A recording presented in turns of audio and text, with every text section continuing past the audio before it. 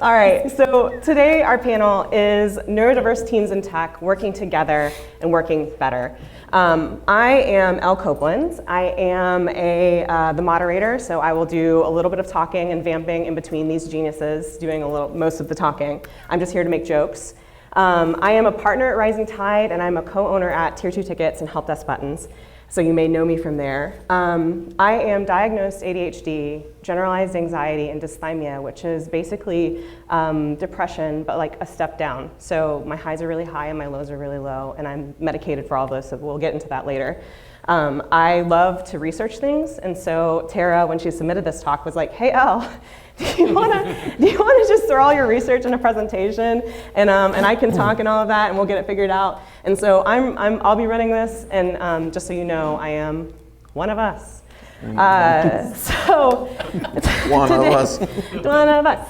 So today our agenda is to talk about what this word neurodiversity is, what it means, why it matters, what does that actually look like, how can I help myself and others who may struggle with normal, and then what are ways that I can not just help myself, but help others excel. So this isn't just going to be a thought piece. Really, we're going to hear about experiences from our 4 panelists, and then we'll have a little Q&A at the end. And if you haven't already, if you want to put some cute questions in Whova, I will look at those. Otherwise, we'll just raise hands and talk that way. The last bit here, I had us do that little STEM thing at the beginning.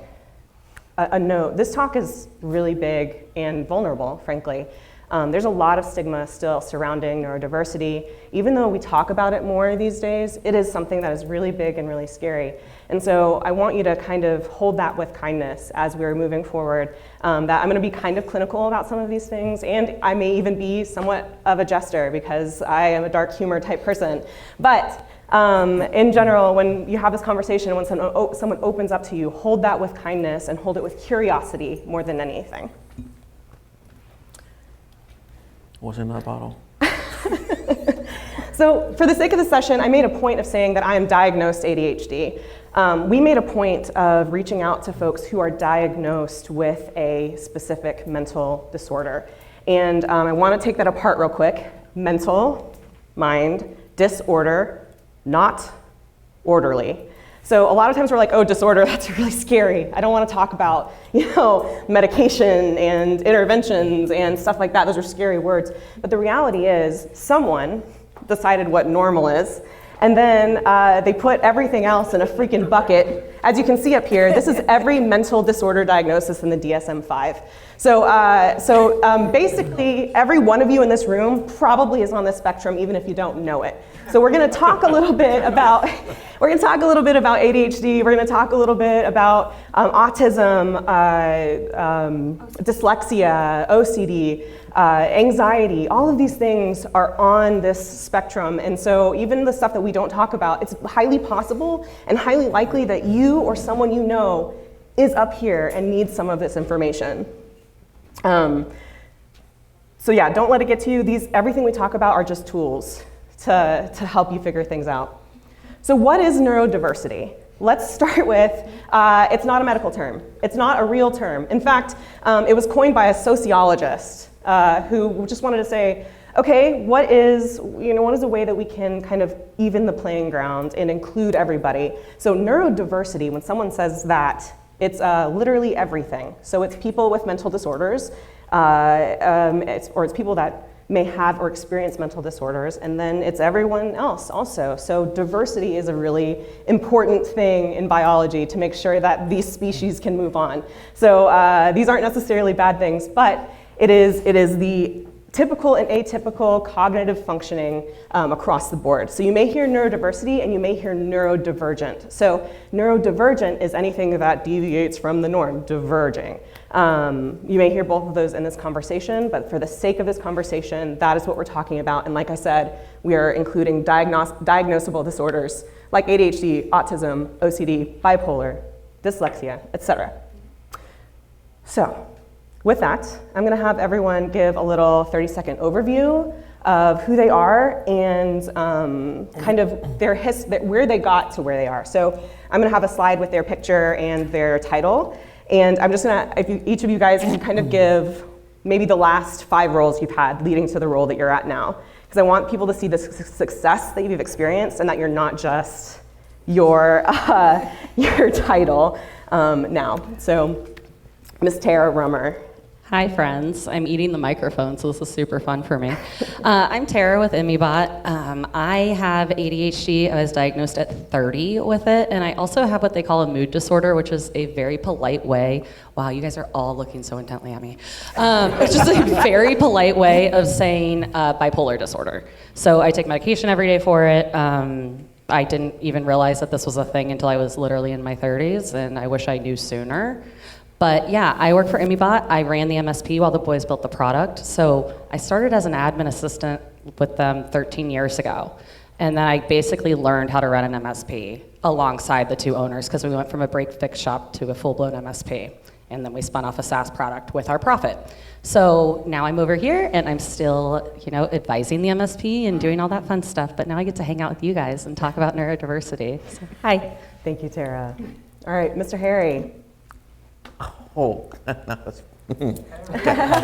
good. Hey. I'm good. Jesus, take the wheel. Harry Torres. I'm with East Coast Network Services. I've been with the company a little over 6 years. I am diagnosed with autism just last year at the age of 40. Long story short, it's one of those things that, just piggyback off what you said earlier. Someone decided what normal is, and what isn't normal is a taboo, and that's what I kind of grew up in. And by the time I decided, hey, you know what, let me check this out, I need help, it costed me my marriage. So here I am. Thank you, Harry. Speaking for the first time, yes.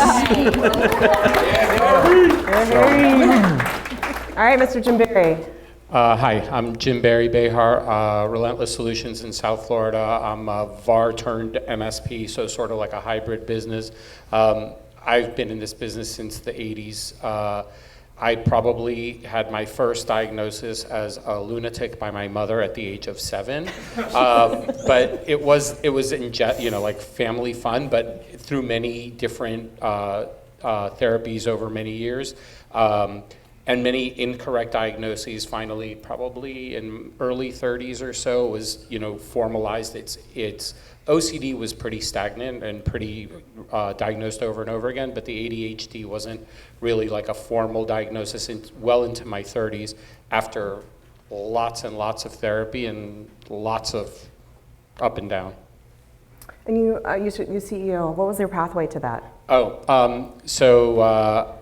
I don't know, I started working on computers when people didn't have them in the early 80s, and I worked at an attorney's office typing on a screen, if that was a thing. And I wrote a trust accounting package in a word processor. And then I worked for Burger King Corporation at corporate headquarters for about 3 months, and I said, yeah, not for me. And I worked in my family business, which was the women's clothing business, as a operations person, then operations management, then software developer, and I was like, oh, I want that, bye. And I got in this business, different iteration of the same business, but I've been, some of my customers have been with me since the 80s. All right, Miss Vicki. So I'm Vicki Gabow. I work as a help desk supervisor. I definitely did not start out in the tech world. I actually started as an English teacher. That was my first career plan. And after 14 years, I felt like, I needed to move on. So I took the first thing that kind of came along, and it happened to be a writing position. And at the company I was working for, they ended up needing, an IT person, somebody who could help out with, other writers who were having computer issues. And I kind of fell into that role and discovered I liked it, kind of by accident. And after that, I went and took the Google IT support course, and I decided, hey, I think I'd like to do this as a job.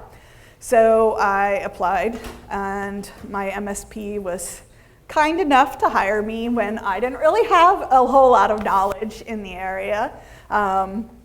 definitely not practical knowledge, hands-on knowledge. And I've been at my company for about 3 years now, and I'm really enjoying it. Very good. All right, thank you. So that's your panel today. So just, you saw on those that they gave their diagnosis as well. Yeah, round of applause for these people. First time speaker too. Oh, first time speaker as well, yes, yeah. So yeah, we walked through our panel. I mentioned, so what does neurodiversity look like? There's a quote, and actually Megan Killian posted this recently as well. It was so funny, like the same day I found it, you'd posted it, and I was like, is she looking at my search history? But so if you've met one person with autism, you've met one person with autism. I am going, how many of you in here use EOS or Traction, or you're familiar with it? Raise your hand. Okay, you've used it. Anyone else know the name? Does everyone in here know what EOS and Traction is? Okay. All right. The creator of EOS and Traction, Gino Wickman, is ADHD and OCD. Bill Gates, ADHD, dyslexic. Harry Winkler, the Fonz on Happy Days, dyslexic. Simone Biles, award-winning Olympic gymnast, ADHD. So I think it's really important that when we talk about the spectrum, when we talk about neurodiversity, that you really see the broad range of diversity, not just in what that presents like, but the fact that you can be very successful as well and still have these things as long as you have the tools and the resources to be supported and to take that on. So, really cool stuff. But in general, what I would love to hear, you heard a little bit about when people were diagnosed.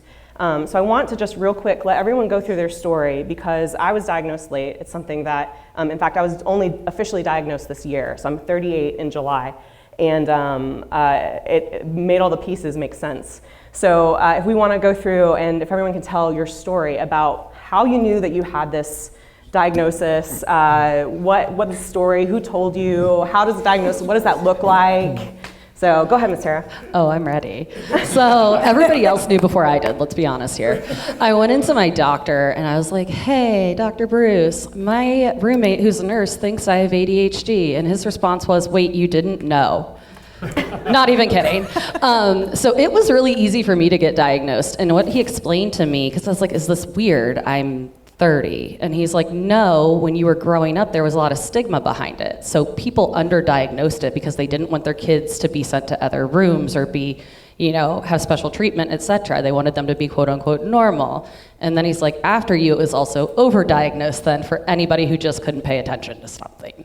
So the day before I was diagnosed, he diagnosed somebody that was 54. So it is very common to just not know, because you find ways to mask and you don't even realize you're doing it. You just think this is your normal. So that's my story. So Tara, real quick, you just said two things. First, what does ADHD present as, and what is masking?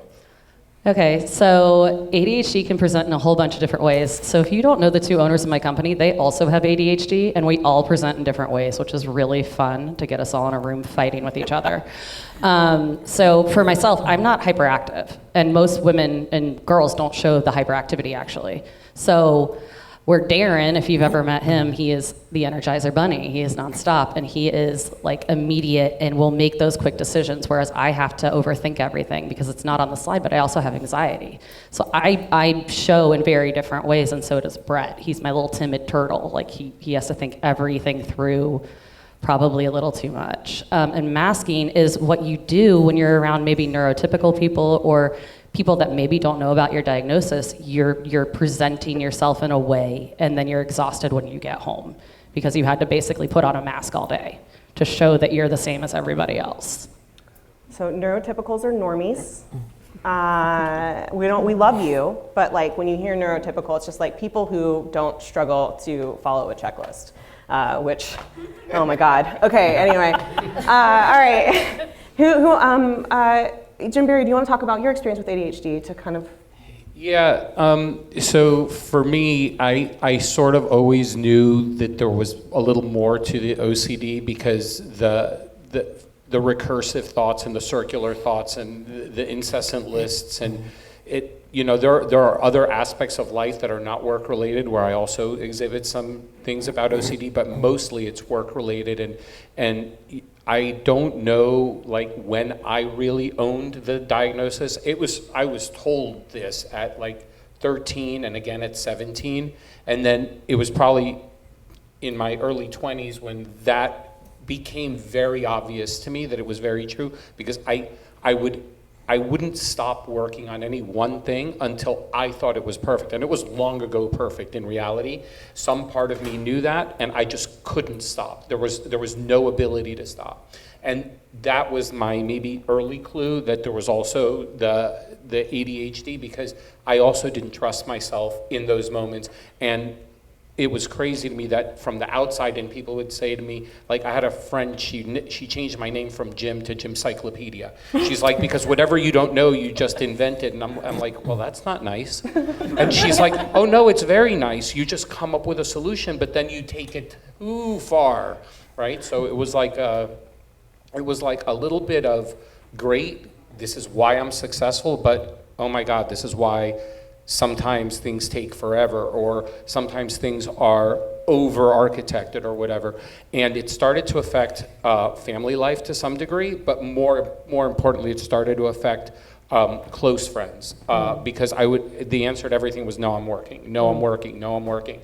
And even when I wasn't working, the thoughts wouldn't stop. Yeah. And it was very difficult to establish, you know, there is such a thing as quitting time. There is such a thing as taking care of your mental health, because part of that is owning that you have this. Later therapy, I was a lot more responsible. I was a lot more mature. I was able to actually hear myself and hear my therapist. And after many years with the same therapist, I would come in some days and she would just be like, are we going to do that today? Are we going to just shit talk all day? Or are we going to say what's going on? And I'm like, I need to shit talk so I can get to what's going on. Relax yourself, right? And so even in resolving, the ADHD comes out sometimes. So, right. Harry, will you tell us a little bit about what was the pathway for you to get diagnosed? How did that start? So one thing I didn't mention, it was on the slide, I also have anxiety, which the anxiety part I somewhat always knew about, but the autism came much later in life. So about 2 years ago, when my ex and I were still married, our friends, they were a couple, that's a whole different story. If y'all want the tea, come see me later. So she is like an autism ADHD coach, however, she's not a medical professional. So she knew that I always thought that, oh, okay, it's not normal, it's the whole taboo thing, I don't want to talk about it, I don't want to talk to nobody. Well, she did convince me one day, and I actually paid her for sessions, and I ended up finding out a lot about myself. Didn't get my diagnosis until last year because I didn't have insurance at the time, and for reasons I will not discuss, that kind of diagnosis is very expensive. So that's the country we live in and why I'm leaving, but that's a whole different story. So, got my... I'm sorry, will you explain a little bit what autism looks like? Like, what were the key things that the doctor was like, okay, this may be that? So, in my case, I cannot tell you what autism looks like because I can tell you what it looks like for me. Mm-hmm. Not like anyone else, not my ex, my ex, yeah, because I was with her for 17 years, but for me, is things that I learned. See the shirt I'm wearing? If I had a cotton t-shirt, I'm sweating, I would have taken it off by now, and you all would have run out of the room. Things I collect, things I say, noises I make. When I unmask, especially in my office, if we had an HR department in the office, I would have lost my job years ago. Because some of the shit that comes out of my mouth, it's bad. Just like unfiltered, like I have zero filter, zero. Not with my clients. I love my job, I love my paycheck, but I have zero filter in life. So you have a hard time determining what is appropriate to say in certain situations? I've learned, it's just that if I'm comfortable around a lot of you in this room, so yeah, I'm just gonna let loose, almost. Like I remember when we had first year, what did I say to Ray about the AP that's on the ceiling right now, which I will not repeat? You remember? Yeah. But what you're describing, this is not on. Oh. But what you're describing is masking, right? You've learned how other people are, and you've learned how to react to it. Yes. Yes. And I do want to specify, there's a little bit of a difference between masking and like just following, just following like general societal rules. Like those are learnable, but like masking is like all of the other stuff that you have to hold. For example, something that neurotypicals may experience is when a woman is walking down the street and a guy's like, "Hey baby, smile." That's how we feel when you're like, "Oh, don't do that weird thing," right? Like someone else is dictating what you should be doing. Yeah, okay. So there's a common base. There's a common baseline that is socially acceptable, and then there's kind of the other stuff that we have to deal with. So. Do you want? I have some deodorant in my bag. I'm good. Okay. I have deodorant in my All backpack too. Okay, it's all right. Get them deodorant wipes. All right, Vicki, will you tell us a little bit about your diagnosis and what that road looked like? Sure. I actually started in college. I found out that, I had some depression issues, started going to counseling. But it wasn't until later in my teaching career when the anxiety really took hold. It's one of those careers where you're always pushed to be more, to take on more, and that really triggered a lot of emotions for me, and it got to the point where I couldn't make simple decisions without crying. I couldn't decide what I wanted for breakfast. I was absolutely like decision paralysis. And you at that point something is wrong, but sometimes it takes a while to admit that there's something wrong. So I eventually, at that point, my husband's like, something's not right, like what's going on with you? So we started looking for answers, and depression and anxiety was kind of the dual diagnosis. And it's part of the reason why I left teaching. I don't know that it's the reason why, but I definitely find that my mental health is much more stable, and I'm a lot happier not teaching at this point. My job definitely has its stresses, and I will, readily admit that there are times when I am overwhelmed, but I've learned coping strategies, and, I take my medication, and as long as I am doing the things that I need to do to take care of myself, it really doesn't, inhibit my daily life so much, or at least I try not to let it.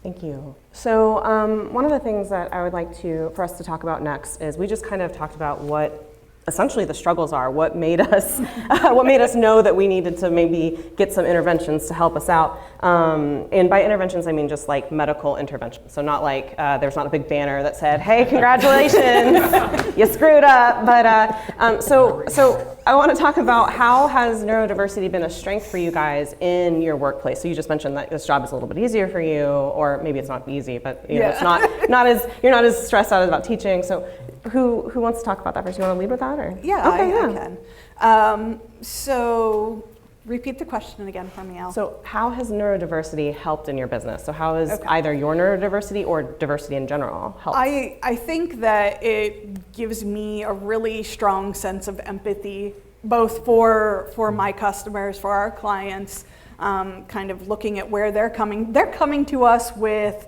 this is a computer problem, like it means that I can't do my work, what am I gonna do, what am I gonna do? They have a sense of urgency and anxiety over that situation.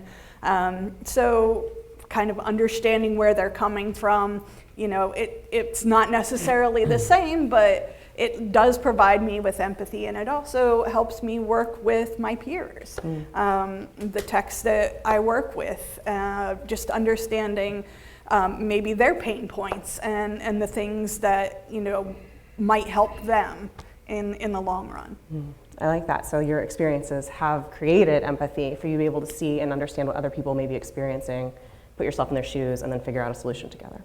Tara. So for us, it's really been about innovation. So maybe people don't know this. Darren, the one owner of our company, highly ADHD, hyper-focused and built the original Emmy bot by himself in the middle of the night. And he did it for months on end when we wouldn't give him our devs, right? And we all have these, I don't want to say superpowers, that annoys Elle, but we all have these strengths, right? So I have a background in art. and I ran an MSP, so I was very operationally like focused. I'm building processes and things like that. And then I got to come over to MSPGeekCon, and I got to do branding and all this other random crap that I wasn't doing before, but it's letting me stretch that part of my brain I wasn't getting to stretch before. And so that's really helped us as well, because I have these days, I mean, I've texted Elle or I've texted the boys from Empath where I'm like, there's just ideas flowing constantly, and I'm like, you should do this, you should do that, and they're like, what is going on? I'm like, I don't know, but I can't focus, so we're just doing all the things, and everyone's getting a little bit of it, like, just sprinkled around. So I think it's leaning into people's neurodiversities, and once you start realizing how some things show, you can help your staff really lean in as well, and you can play up their strengths as long as you're paying attention. That's really good. So back to the word diversity, I just told you guys that neurodiversity is a made-up word, but diversity itself is not a made-up word, and it's super important. Some of you know that one of my favorite bits of trivia this may be something that you can add now, but banana runts don't taste like bananas, right? Does anyone know why? They taste like bananas used to taste. So in the 40s is when they originally created banana flavoring, and it was with a banana variety called Gross Michael, and not gross with 2 S's, but just like GROS, but it's fine. Depends on what you think about bananas. And a strain of like fungus destroyed the entire banana population. So now we have Cavendish bananas, but the thing that originated banana runts flavoring or banana extracted flavoring doesn't exist anymore. And diversity is how you ensure, I said that offhanded, but like diversity is how you ensure the production and the livelihood of a species.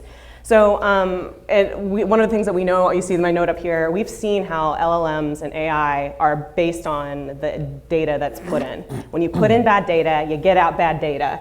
And the same thing is like, you have to consider that when you're diverse, when you have as many data points as possible, maybe the allegory doesn't exactly fit, but like you limit it if you limit the result if you don't have the diversity of the thought.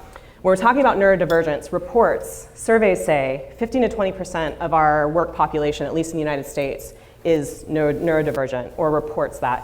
How many people are underreported either because they don't know or they're scared to tell? So they estimate that it's up to 40% of the population. And then if you consider the IT field that regularly attracts intelligent problem solvers that understand puzzles and want to put them together and make good things, you have to consider that number is likely much higher in our industry specifically. So I really want to talk about what Tara was just saying, what Vicki was just saying is like that these things, while they are difficulties, and yes, they are disorders and they are difficult and they cause difficulty for people who experience them, there are a lot of strengths. These slides will be available for you guys, so you'll be able to see this. This is actually, this is just showing some differences, challenges and strengths for people with dyslexia, autism, and ADHD. So it's really easy to see them as one thing, and there's actually some strengths that maybe you don't experience or don't consider. Like being able to, if you're dyslexic, you may be a very good problem solver because you can't read, so you have to look at the pieces around it. So anyway, with that said, what are some common myths and misconceptions, you guys, that you hear about your diagnosis that you wish people didn't say? I can probably answer this one. Yeah. So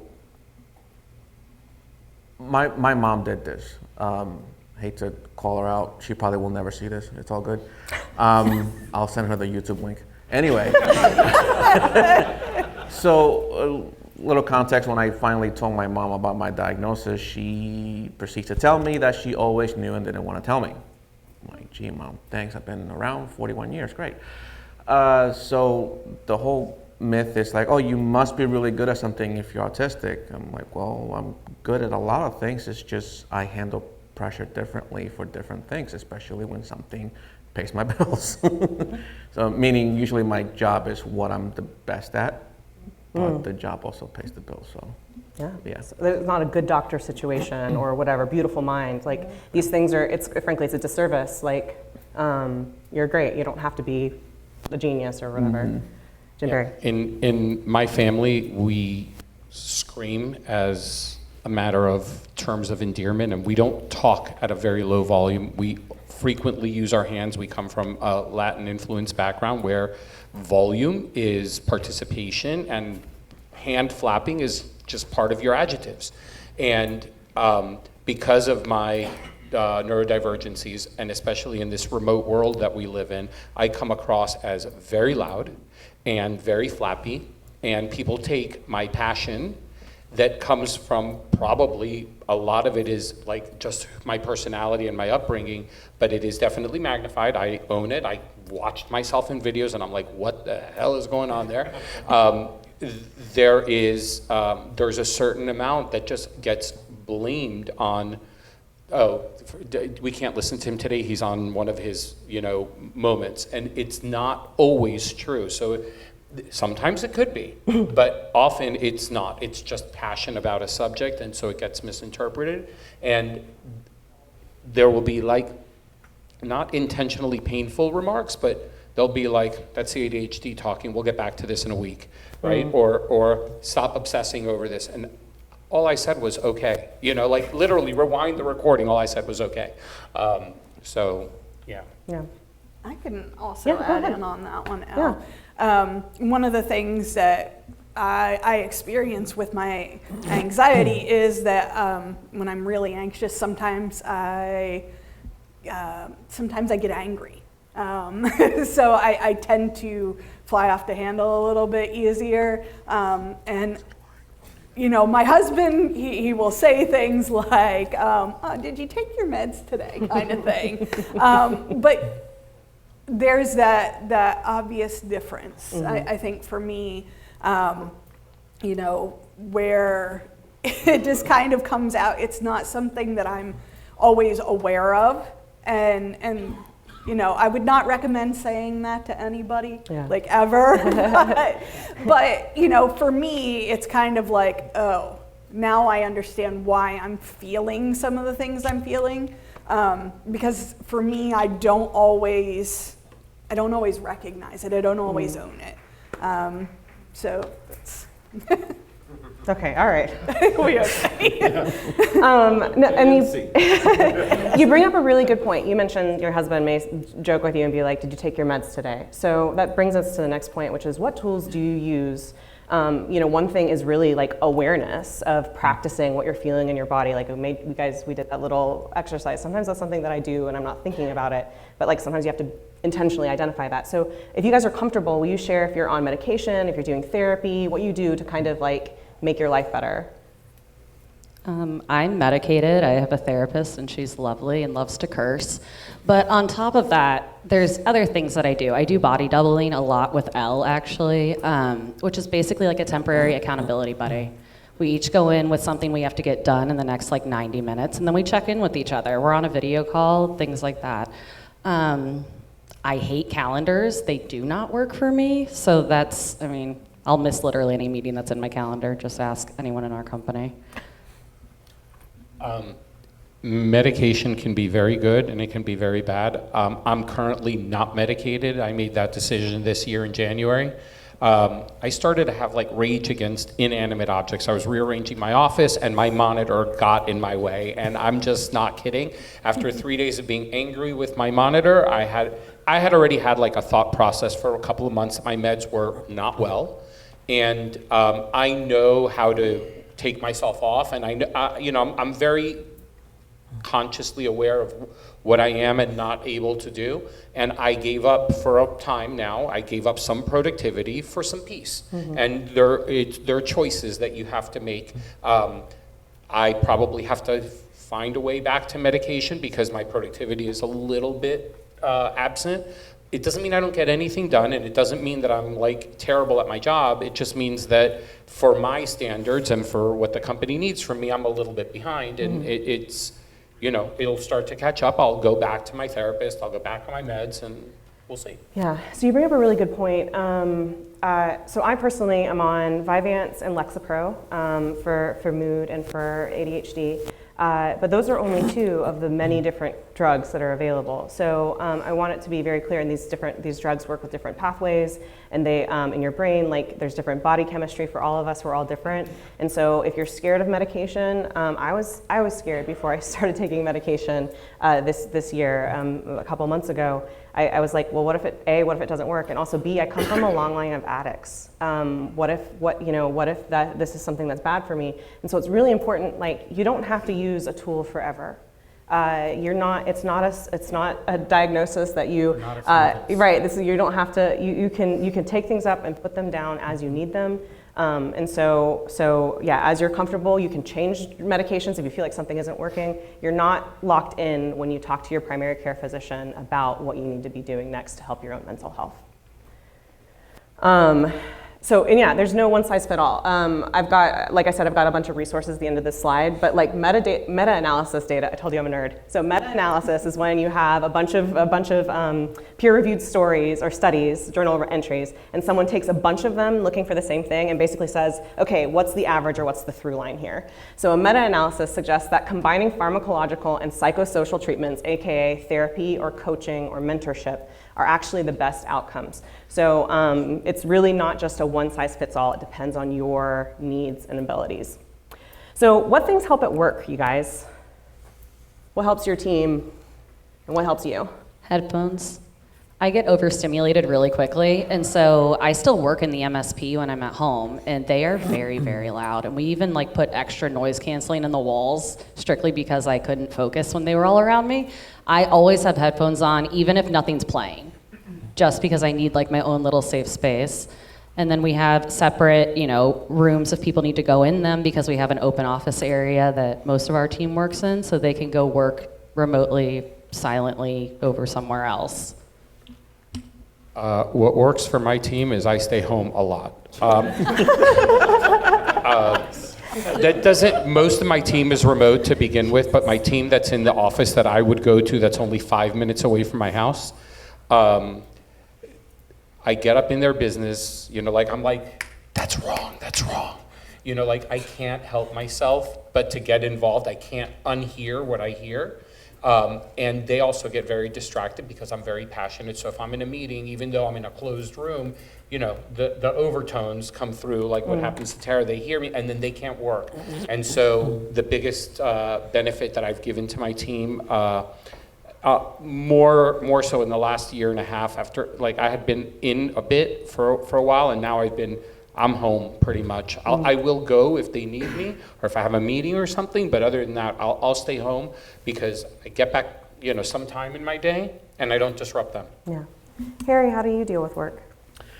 If I'm overwhelmed, which I've learned better to recognize and say something, I have the privilege of being in a private office since I'm in management, but I would block out time, whether it's 30 minutes or an hour. Not so much a mental overload, but also if my work is catching up in the role that I'm in, people constantly come to me if I'm in the office. I'm sure some of you can share this as well. Like once 5 o'clock hits, you actually have time to do shit, right? So sometimes it'd be like, hey, for the next hour, I need to catch up. Urgent item only, please, if you need me. And that has helped me a lot. And as far as my team goes, the team that we have now, they're awesome.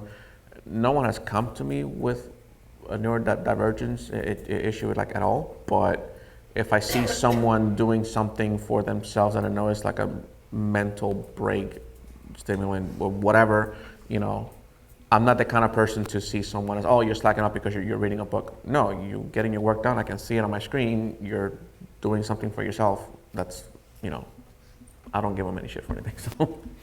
That's good. As you can see on the screen, just echoing what these guys said, often these tools are low cost and low effort. Really, it's just about educating yourself. Megan Killian actually posted a question about universal design principles, and we were all like, what are universal design principles? But basically, it's like, what is the baseline of any that you could include in your work environment to make things easy for anybody of any ability level? And we'd already written this at that point, but it was, I mean, these are basically the same thing, low stimulation or low STEM-friendly work environments. Some places have rules on perfumes because smell can be upsetting to folks. So, and you know, asynchronous collaboration, all these things these guys mentioned already, they're just rock stars. Some things, you know, talking about communication, what do you need? Advocating for yourself. There's things like personal user manuals. One of the things Mendy and I looked at is it's called Manual of Me. It's at manualof.me. You can write your own manual about how you like to be addressed, how you like to work, and have that as a collaborative tool for your team. And then, yeah, just make those things common and a baseline just available for anybody. So, guys, what do you do if this all sounds a little too familiar? Let's start with, like, if you are managing someone or if you're talking to someone who has had some of these things, like someone comes to you for advice, what would you tell them? How would you help them, whether at work or personally? My therapist made the mistake of saying I was a partial shaman like 10 years ago, and so I used that as a little bit of, oh, maybe that explains the soapbox. No, I'm sort of really open-minded to hear people's, points of origin, because I don't know that they're always stories. They're just points of origin, and they know something isn't really woven the way they perceive it to be normal. And I know that no two people's journey is the same, but the one thing that I absolutely encourage anybody who has any even remote thoughts, talk about it. Talk about it with friends, talk about it with family, talk about it with doctors or therapists. I found that for me, official psychiatrists and psychologists are not helpful. They're a little bit too clinical for me. My therapist is very real.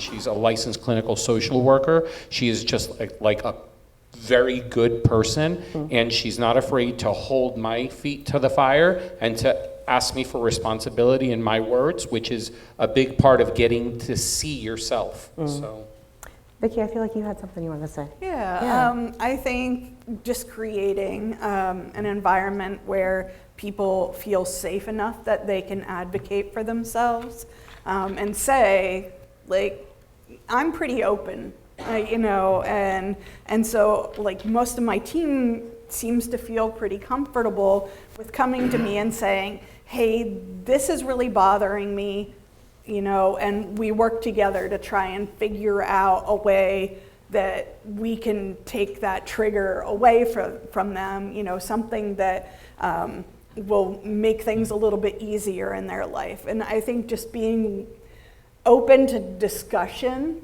is part of that, and employers just being willing to say, not everybody is the same, not everybody is, going to be able to fit in this little square. Let's look at how we can make this work for everybody. Because you never know that the person that you might be trying to push out because, you think that they don't fit in your little square, they might be the next big genius. And you just really don't know what somebody might be capable of if you give them that chance. So I think on top of this, it's not always about somebody coming to you, right? So leading a neurodivergent team, you tend to learn how people act, their mannerisms, what's normal for that person, and you can generally tell when they're out of sync with what you've noticed previously. So sometimes you just go and you have the conversation of, hey, I think you're overstimulated, go take 15 minutes to yourself, go take a walk, go do whatever, close your door, lay on the floor, do whatever you need to do, and just giving them that space and knowing that you recognize that they're out of sync with what they're normally presenting themselves as. That's really good, to be observant and to be aware and to be curious about those that are in your care. That rhymed, I didn't mean to do that. So there's no one size fits all. If you think that maybe some of these things check with you, you could go and pursue an official diagnosis or medication. You could also just do a bunch of research and watch a bunch of TikToks. But because you don't have to have an official diagnosis for some of these tools and things that we've talked about to help you or to help the people around you. So we've got 1 minute. Do you guys have any questions for our panel? We did that good. Really? No way. I have a question. Yeah. So I also got late stage diagnosed, first ADHD at 42, and then last year autism and bipolar. part of the fun of learning that is going back and seeing the last 46 years of my life, all the things I was doing to fix or counterbalance. Compensate. And I realized, oh, that's why I did that stuff. Like, what were the things, especially for those of you diagnosed later, like, what things did you notice you had done during your life pre-diagnosis that I rip every, what are these things called? Tag out of my shirt. Oh, yeah. Didn't know that was a thing. I was loud and belligerent a lot, and sometimes I still am, but I look back and a lot of it was frustration of not communicating well, or not my recursive thoughts and the way I process doesn't translate well because it no longer contains English grammatical correctness at all. It just comes out as a random list of statements, and I expect people to understand unordered lists. and when they don't understand you, get even more frustrated. Exactly. I know the cycle. Yeah. My hobby is also collecting hobbies. If I'm not good at it immediately, I stop. So I have a whole craft store in my house. You know the song, ADHD, me, this is my new hobby. Yeah, Megan, what's up? I have a question. It's going to sound weird, but I swear there's a reason. Which is, how do each of you feel about socks? In detail, please. Like these things? Oh, they have to be soft. I don't like conference socks. I'm like a sock snob. I wear 4 brands of socks. Like, that's all it is. It's weird.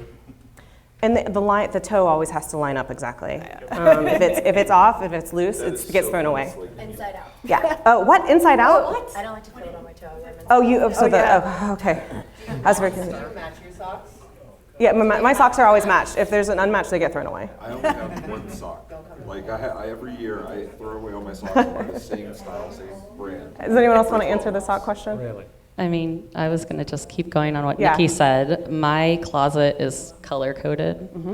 Like, everything has a place because I lose everything. It's also a thing with ADHD. I can't remember literally anything, so everything has a place. And if it's not there, it's like, oh, Yeah. that thing's missing.